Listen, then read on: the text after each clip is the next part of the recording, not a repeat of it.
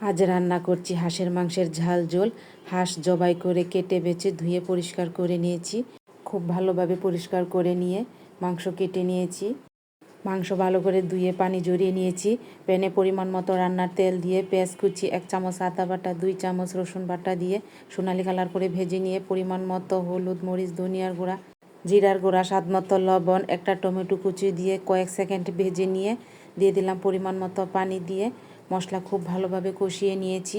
এবার দিয়ে দিলাম কেটে ধুয়ে রাখা হাঁসের মাংস। মশলার সাথে নেড়ে মিশিয়ে মাঝারি আঁচে মাংস কষাতে থাকবো। মাংস ভালো করে কষিয়ে নিয়ে দিয়ে দিলাম কাঁচা আলু কিছুক্ষণ মাংসের সাথে ভালোভাবে কষিয়ে নিয়েছি। দিয়ে দিলাম পরিমাণ মতো পানি। মাঝারি আঁচে মাংস সিদ্ধ হওয়া পর্যন্ত রান্না করে নিয়েছি। এবার দিয়ে দিলাম 1/2 চা চামচ গরম মশলার গুঁড়া দিয়ে আরও 2 মিনিট রান্না করে নিলাম। হাঁসের মাংস মানে আলাদা একটা স্বাদ, গরম ভাতের সাথে খেতে স্বাদ দ্বিগুণ হয়ে যায়।